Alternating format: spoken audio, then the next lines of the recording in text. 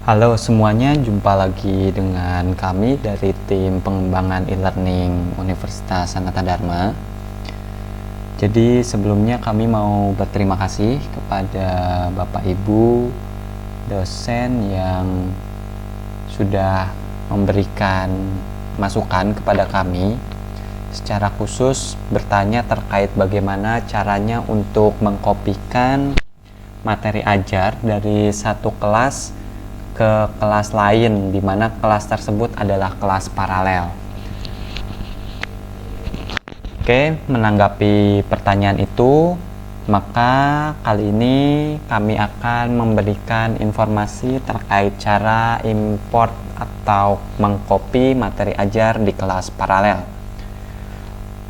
Caranya bagaimana? Kita langsung saja. Yang pertama, pastikan kita sudah mengakses situs belajar di belajar.usdacid. Kemudian sama seperti sebelumnya, kita masukkan username dan password kita untuk login.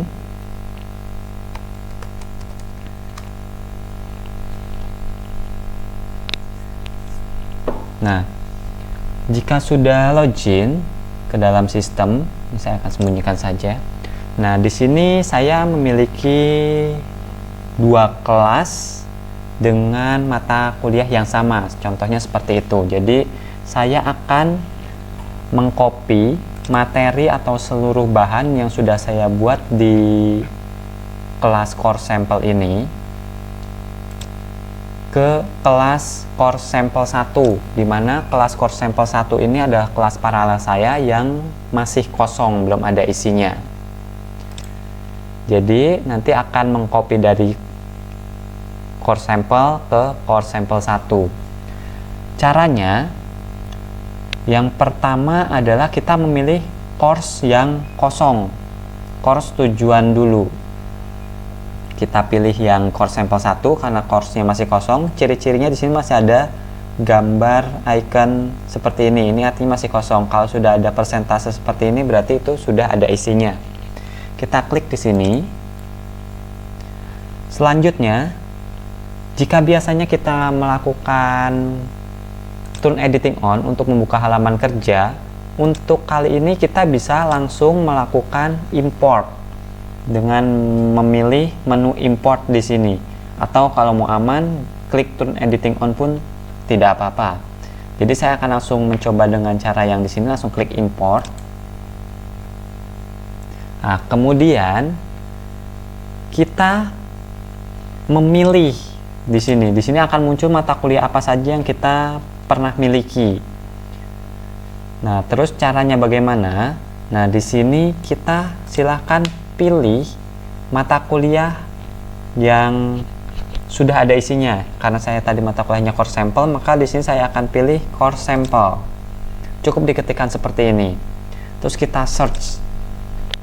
Nah, di sini ada dua kelas yang menggunakan nama course sampel.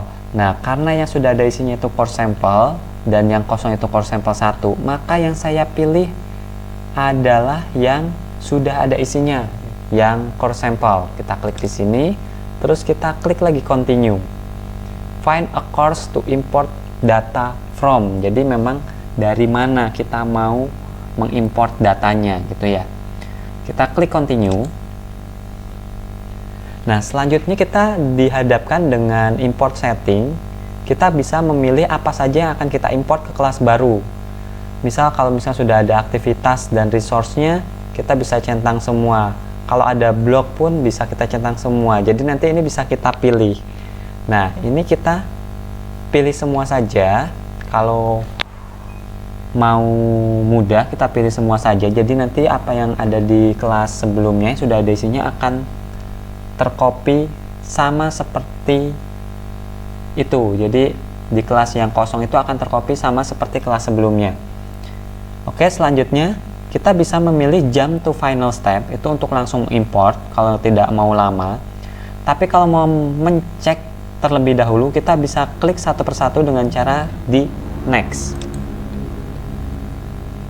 Nah, di sini kita pilih, bisa memilih bahan apa saja yang akan kita import. Itu kalau yang next. Jadi misal di sini saya akan klik yang soal UTS, atau semuanya saja deh, semuanya saja. Saya akan, ini announcementnya yang saya akan centang. Saya tidak akan mengimport announcementnya karena announcementnya ada juga di kelas yang baru. Kelas yang kosong sudah ada announcement, jadi ini saya uncheck gitu ya. Terus jika sudah, terus kita next saja. Terus kita akan melihat semacam verifikasi dulu apa yang akan kita import. Jika sudah benar, karena tadi saya tidak memilih announcement, maka akan tanda silang di sini. Yang lainnya tetap sama. Terus jika sudah, ini dalam tahap confirmation and review ya, jadi konfirmasi dulu sebelum import terakhir. Kalau sudah, kita klik import, perform import. Kita tunggu beberapa saat. Jadi ini nanti importnya tergantung dengan bahan atau materi ajar yang ada di kelas source. Kalau semakin banyak bahannya ya nanti akan semakin lama. Begitu juga dengan jaringannya. Nah, kalau sudah sampai di halaman seperti ini, maka import sudah selesai. Di sini ada pesannya import complete.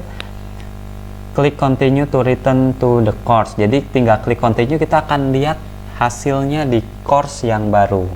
Kita klik di sini dan hasilnya seperti ini.